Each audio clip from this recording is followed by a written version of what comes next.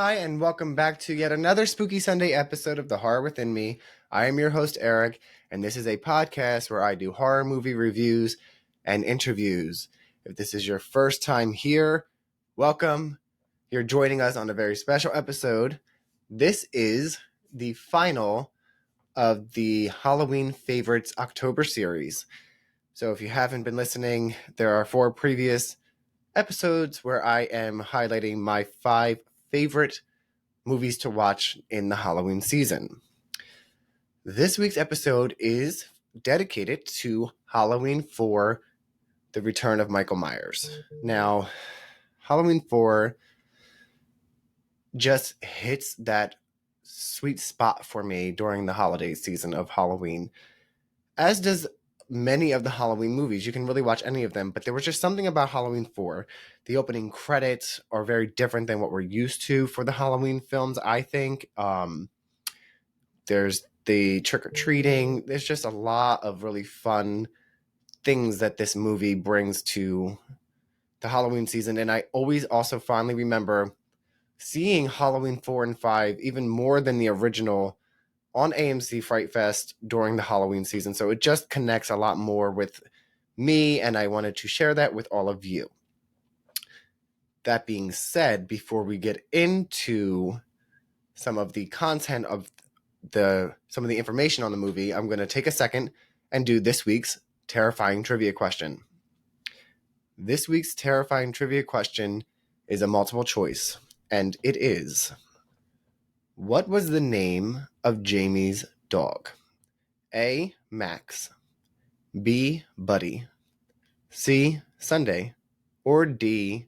Rocky? Stick around to the end of the episode to find out. Okay, I'm just going to take a second before we jump into the information again and just talk a little bit about a little background on, again, why I picked this movie.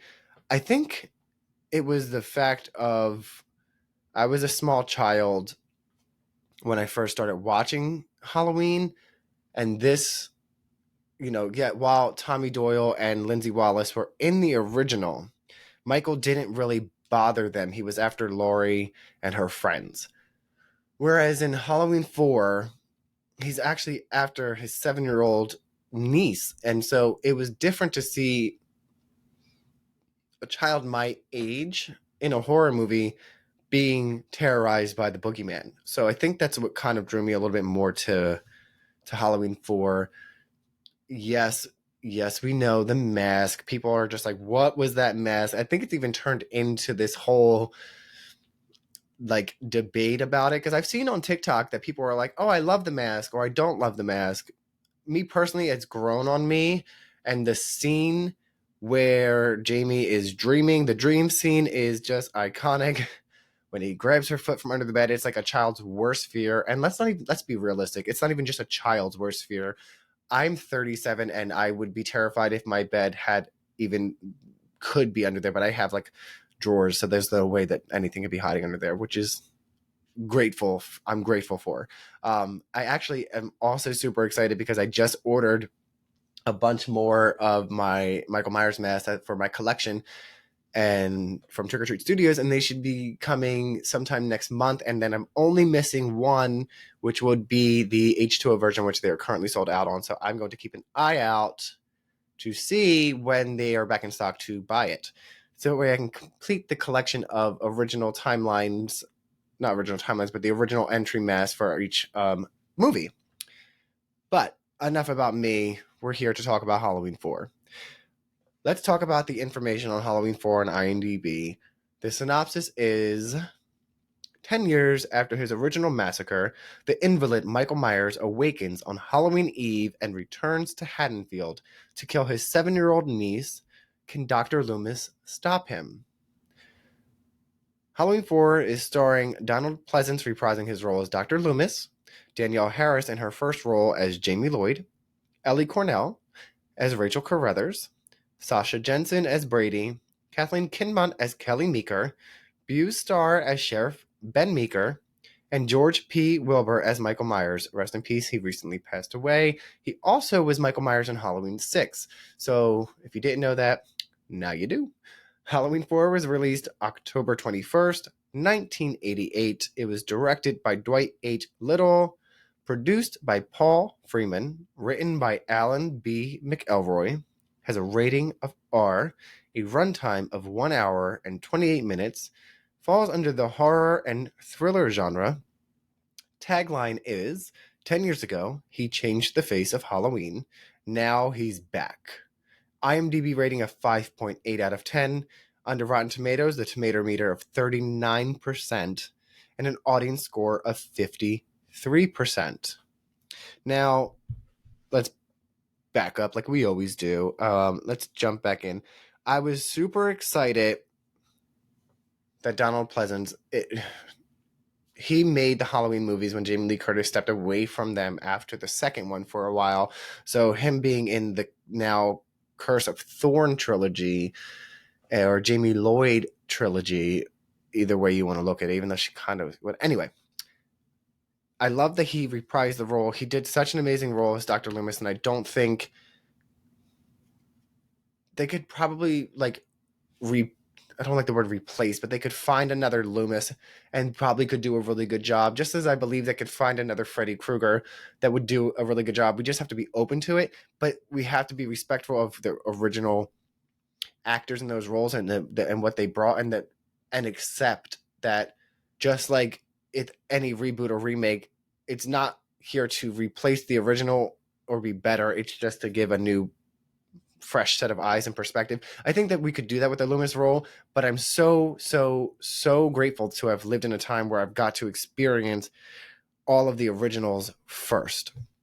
Donald Pleasence was amazing. I got to meet Danielle Harris. I'm sure if you've been listening, you know how much I geeked out. And I'm looking at the picture right now on the wall from Monster Mania almost over a year ago. And I couldn't talk. And I would love to have the opportunity to meet her again and actually like speak.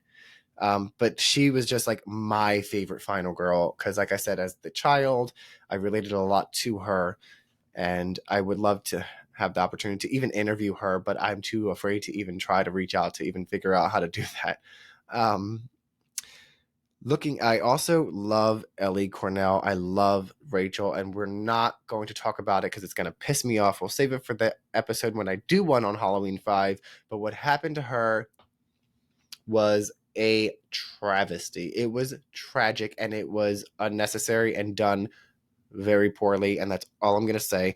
Rachel in Halloween 4 was our big sister. She was everyone's protector. She did the damn thing. If it weren't for Rachel, Jamie would not have survived. And that's fine because Jamie's 7.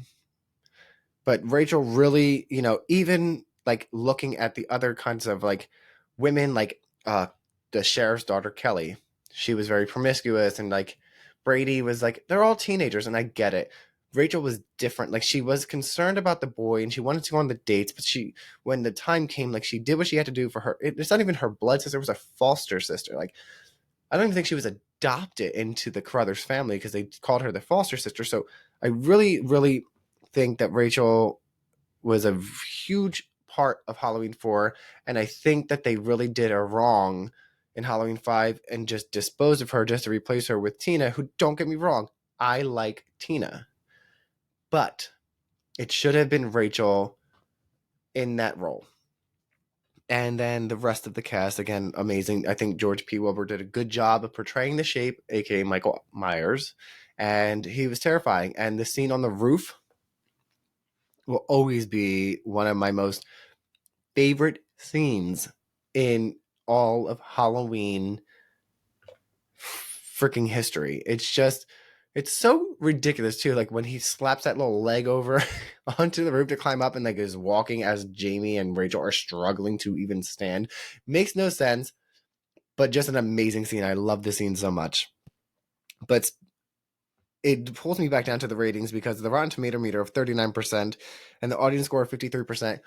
I did an episode last year where I ranked all 13 films, I believe, and I don't remember if that number is different or not now. I should have looked it up, but I just think that it's unreal. This is one of those instances for me where if I were to see a tomato meter of 39%, I would I don't agree that that's anywhere near that, especially in the horror community. I've meet so many people online.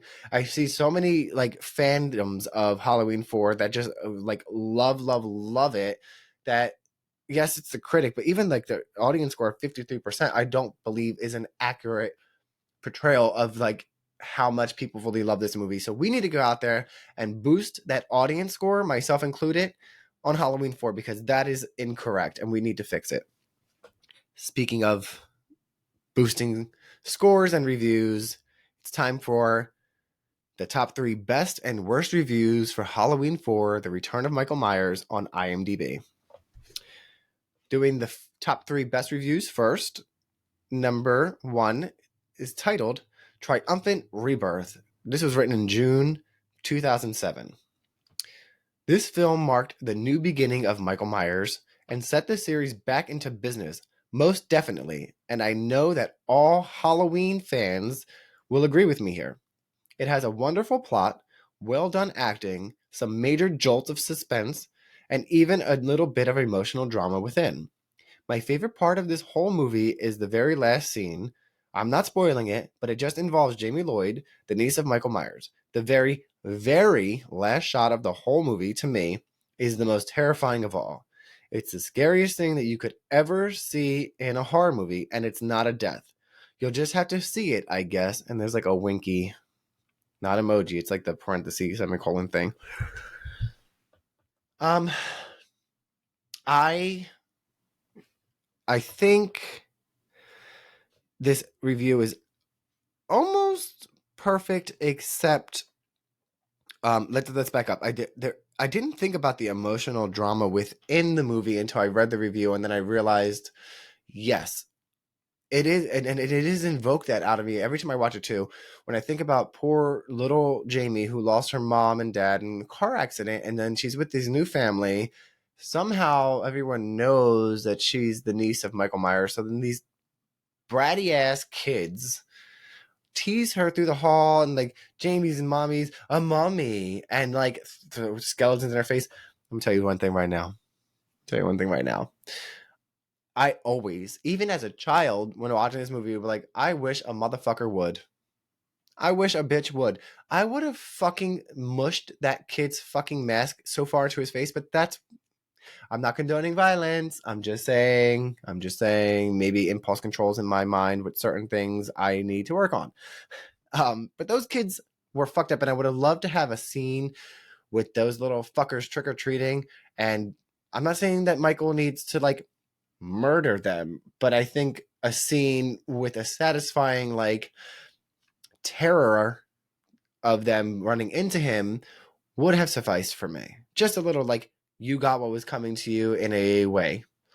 But anyway, and moving into the emotional drama again, Jamie being home, she's like hiding in her closet, holding her box with her mom's picture and like crying. It is very sad. And Danielle Harris, at her young age, did a really, really, really fantastic job. Like, I can't say enough. Like, I've seen like child actors, we all see child actors and we don't expect much from them. But this little girl literally was in a movie where she needed to like dig really deep as a 7-year-old and try to evoke emotion of losing a parent. And like that is something that no one, even as an adult, is ready to do. Like I lost my mom at 17, and that's 10 years older than this character is supposed to be. And I can't even tell you, like, there's no emotional prepping for that. I don't know if I would have been able to act on what that means. So like we have to like really give her like a lot of props for being able to pull it off, because it was not cheesy, it was believable, and it's heartbreaking as an adult even now to watch it. It's like this poor child. But other than that, the review says like the very last scene is the most terrifying. I can see why they feel that way. I was confused and not really excited about that. Like I know that they keep touching this topic throughout the Halloween movies to the point where they even went ahead and did it in Halloween Ends with Corey in a sense. And I'm just not about it. Like, I love the Halloween movies. I love exploring different things, but at the end of the day, my main person is Michael Myers, and that's what I want. I want to see Michael Myers full power, full strength, in his glory. I want old school chase scenes. Like, that's what I want.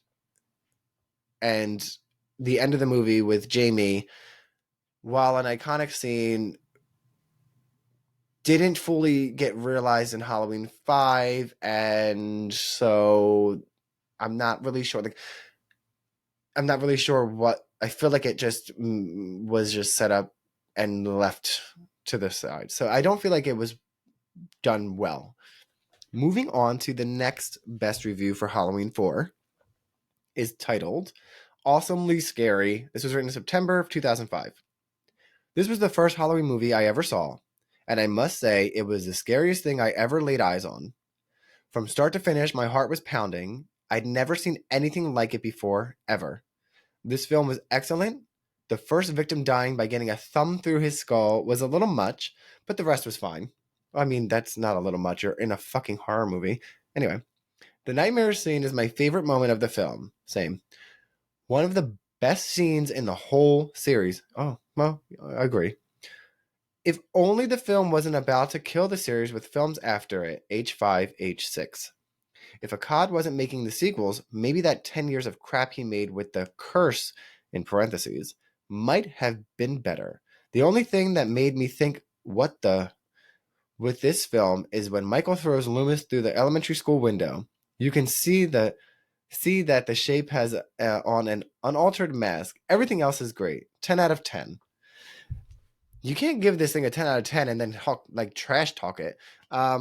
I love the fucking thumb, and it's like, motherfucker, I can kill you and push. I have so much strength in my hand. So unrealistic. After being in a coma for 10 years, but I can't even see you, but I'm just going to shove my thumb through your fucking head. I love that. Like, we want to see over the top, unrealistic kills, in especially movies that aren't here to make all the sense. Again, like I said, he shouldn't even be able to move, like, let alone be in a coma for 10 years. Like, let's throw logic out the window. We're having a fucking horror movie here. It's not supposed to make the most sense. I don't think it was much. I don't agree with that. Second thing I do agree with, though, is the dream sequence. Again, we already talked about it, so I'm not going to spend a lot of time, but an amazing, amazing scene. Very well done. Moving on, everyone has their own opinions of H5 and H6. I really enjoy them.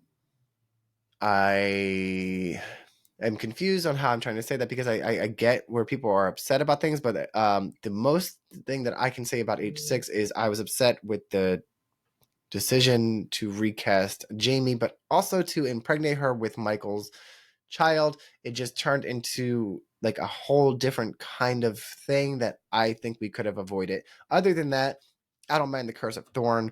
I didn't mind Tommy Doyle being back. I like Paul Rudd. I didn't mind the Strode family in the Myers house. Like, I thought it had a well thought out idea. Again, the Jamie part was like forced into. They could have done it differently and better, especially with Danielle Harris going through what she went through to get emancipated, and everything for this role, for them to not even acknowledge her worth. And we are still seeing that with women in Hollywood today. For instance, Neve Campbell not feeling she was being properly offered what she should have been offered for Scream 6. But other than that, last thing I want to talk about with this review is with the unaltered mask. Fucking hilarious. Like, hilarious. I'm like, is that Ben Tramer? No. It's just like a blonde. I'm like, I think I made a TikTok like, what? Who? I don't know who that man is. Like, it was just hilarious. Like, they just kept in, you know what? Fuck it. We forgot. I wasn't like, haven't looked it up, but I'm like, they had to have forgotten. They're like, it's too late. It's just there. And I'm so glad it is, because it's things like that in movies that remind us that these are people like us working on projects and artistic expressions, and mistakes happen. But we had to be a little more forgiving. Like, it was a fun mistake. It's like the CGI mask in H2O. Like, it's just like, what the fuck? Like, I'm not looking for perfection. I'm just looking for a good time. And now I'm going to move on to the final best review of Halloween 4 on IMDb, titled Michael Myers is Back. Everyone knows the John Carpenter horror classic Halloween, but it seems like very few ever speak fondly about the sequels that followed. Now, I know there were some really bad sequels, but Halloween 4 is actually a great film of the franchise, in my opinion. I lost my spot. Okay. Bringing back Michael Myers was the smartest move they could have made. Not only did he come back, but he came back with a vengeance. If not familiar, the new characters can throw you off a bit, but the end result is in every way just as satisfying as the original. Jamie, portrayed by Danielle Harris, is the new target of Michael's rage, and he'll stop at nothing to get her. I would put this movie right up there with the first one. So this was written in April of 2023, so very recent, which confused me because they said it seems like very few ever speak fondly about the sequels that followed, and I do not agree. I see people talking a lot about like the cult following for the Curse of Michael Myers, which also has like the director's cut, which I can't find and I want to watch. I've seen scenes, but I just want to watch it. And then there's the Rob Zombie stands. Like there's a lot of, aside from 1978, fans, especially of 4 and 5 as well. So that I'm not sure, maybe they're not like immersed in the community the way that we are, but they should find it, just at least for Halloween fans. Even if you're not into like all of horror and you're just a Halloween fan, that's fine too. I'm in a Facebook group for Halloween fans. Like we're out there. Find us. You'll find people that appreciate it just as much as you. Also, um, when they end it with, I would put this movie right up there with the first one. I completely agree. I think that they did a great job bringing Michael back as the way that he was left off at the end of Halloween 2, because we know the Halloween 3, the season of the witch, is not even a part of this timeline in any way, to the fact that where Halloween 1 is a movie in the movie. So they did their best to resurrect, no pun intended, but actually it is, not just Michael, but Michael and Dr. Loomis. They had to find a way to bring back main characters, like a protagonist and an antagonist from Halloween 1 or Halloween 2, that made sense, that people liked, and it wasn't going to be Jamie Lee Curtis. So bringing them both back when they both really had been confirmed dead at the end of Halloween 2, basically. There's no way that anyone really survives that. And that's where we get into the whole fun thing of nothing makes sense. Who gives a fuck? Bring me back, Michael. I don't care. It's the same thing of like, we knew when Halloween Resurrection was coming out after he was decapitated in Halloween H show. We don't give a fuck. I don't care if he was a Frankenstein monster.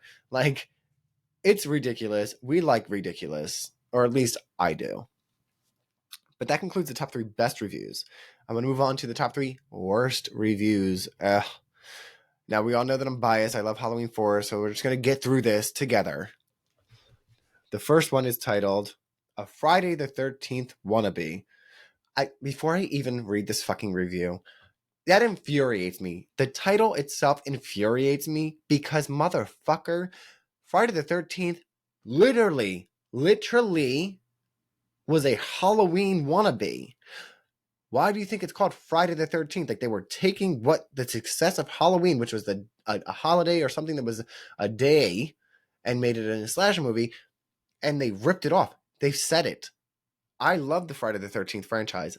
Don't get me wrong. Like, love it as well. Like, Michael, Freddy, Jason, you can't tell me shit about them. I don't give a fuck how terrible the movies are. I will see every single one. But don't ever call Halloween a Friday the 13th wannabe when it is 100% the other way around. Here's a review.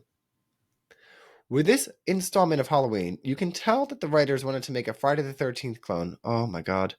Except that Friday the 13th films have balls and are generally fun. Are you fucking kidding? This has nothing. The entire film feels like it's a diet version of Friday the 13th, which it is. You want Halloween? Stick with the first 3. The third one is underrated. This one is a it's a generic, boring mess. Fuck you. Like, I just went on the rampage about your review. You make no sense. You don't know what you're talking about. And I'm just going to move on to the next worst review because I already said enough about this one. This one is titled Intensely Bad. Interesting, isn't it? Intensely Bad. This was written this month. So let's get into it. The only redeeming quality is Donald Pleasence. Tired and wheezy as he is, do not disrespect Dr. Motherfucking Loomis again. We're going to put that out there. Tired and wheezy as he is, shows up. But this is dreadfully bad movie. We forgot a letter in there, but okay. The little girl is terrible. Her mugging and stilted delivery makes Dakota Fanning look like Meryl Streep. Dakota Fanning is fabulous, anyway. The babysitter's stepsister seems to have gone to the same acting school of gaping as the girl in Jurassic Park. I'm starting to feel like this guy doesn't like women, or kids, or girls, or all the above. But really, these dime-a-dozen slasher movies don't exist for the acting. Once in a while, something as good as the original Halloween comes along, though the supporting cast is often just as passable there, too. But audiences for this stuff aren't watching for the performances. So that means the rest has to be good, and it isn't.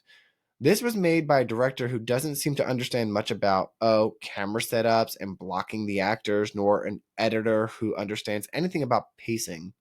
Thus, some scenes will flash by in a moment, before your brain has a chance to figure out what happened, while others will drag on interminably, like the slowest escape from a mass killer in a house in the history of movies.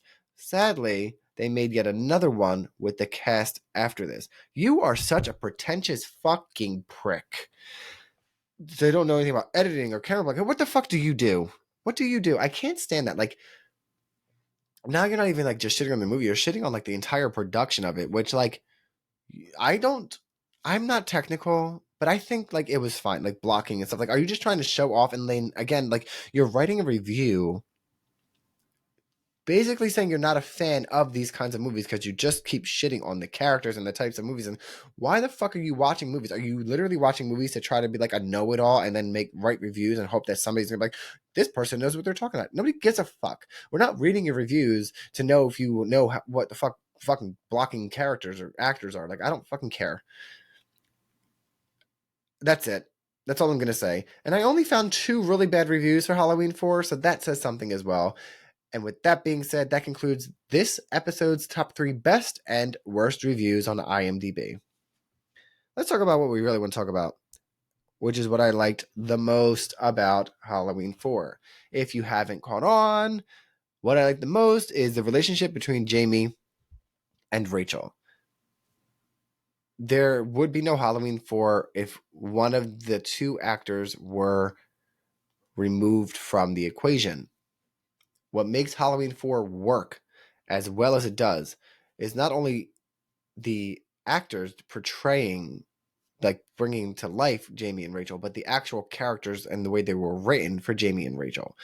It's what brings the concept of Laurie Strode babysitting Tommy Doyle and then turns the dial up to a fucking 1,000 is like, okay, Rachel's taking her foster sister trick-or-treating, who is the niece of Michael Myers, and she has to protect her for the remainder of the night. It's like more than anything that you could think of. So I think that that's an amazing part of this movie and why I love it so much. What I liked the least, I thought about it, and the reason I picked it is because I honestly felt this way before everyone else, not before everyone else, but like along with everyone else, which is the mask. The mask just wasn't the best. It's not the worst. It's not the worst. It's not Halloween 5. Like each one has its own thing, but like thinking about it, like there's something iconic about the first mask that just brought a certain thing to the Halloween franchise, and that in my opinion, was never done as well until the Rob Zombies and the David Gordon Green trilogies. Those masks I loved. Think they did a really good job. So if I had to pick, like as much as I'm excited to own them all, because I love all the movies, the mask was weird in the movie. Now that we have got that done, let's take a moment and back up and answer this week's terrifying trivia question. Now, again, this week's terrifying trivia question is a multiple choice. The question was, what was the name of Jamie's dog? Was it A, Max, B, Buddy, C, Sunday, or D, Rocky? Yes, I came up with these names all by myself. But if you guessed C, Sunday, you are correct. Max, I threw in there because that was the name of the dog that he also killed her dog in Halloween 5. So, like, Michael's just killing Jamie's fucking dogs left and right. But, like, poor Sunday, we didn't see either dog get killed, which is fine. I don't want to. But yeah, poor little Sunday. Looks so sweet. I don't know what kind of dog, but I remember they were white. It was sad. Anyway, that was this week's terrifying trivia. I wonder, let me know if you got it right or wrong. Go follow on Facebook and let me know. Now, with every kind of slasher movie, it's super fun with every movie, but especially slasher movies. Everybody wants to know the kill count. So, how many kills were in Halloween 4? I went over to a familiar site, the Dead Meat Fandom, to look up the answer. And the number of kills in Halloween 4 are 15. It's impressive. If we go back to the first Halloween, just Halloween 1, I think, let's just count. We had Annie, Bob, Linda, the dog, the gas station person. So maybe like 5. So we just got 10 more on top of that count. So like Myers was on a rampage. And one of my personal favorite kills in Halloween 4 is the sheriff's daughter. He's sitting there portraying to be the deputy watching the house when she's in there. And she's like, lights the match. She's like, I thought we'd have some coffee while we wait for the cavalry. And like lights the match. And then you see him like twisted up in the light. And then Myers is up with a shotgun. And you're like, damn, he's got a gun. He's about to blow her the fuck away. And he doesn't even shoot her. He uses it to impale her through the fucking gut into the door and leaves her hanging there. And that just goes to tell you that the rage he has, because he doesn't just want to kill you. He like wants to kill you a certain way. Like he could have just shot her. He literally could have shot her, but he had a weapon like that and decided to still impale her. So I thought that was one of the most creative kills for Myers in that movie.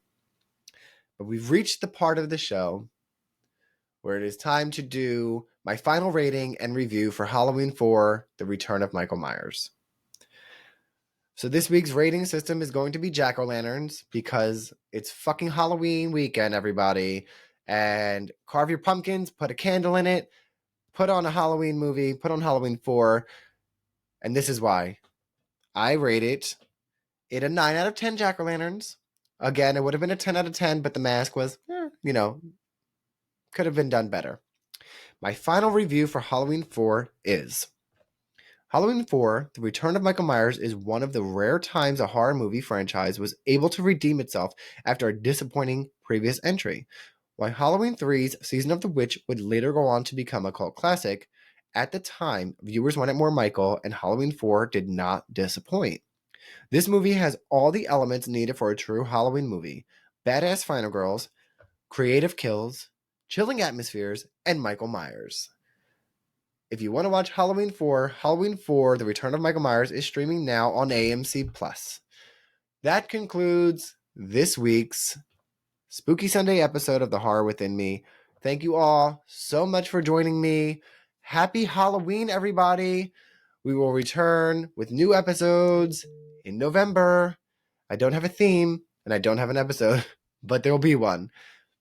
Everyone stay safe out there, and stay spooky. Thanks again for joining me on another episode of The Horror Within Me. Please rate and review the show on whatever platform you're listening in from, and don't forget to hit that subscribe button to get notified when new episodes drop. I'm also on all major social channels, so be sure to check out my website, www.thehorrorwithinme.com, for all those links. And until next time, my friends, stay spooky!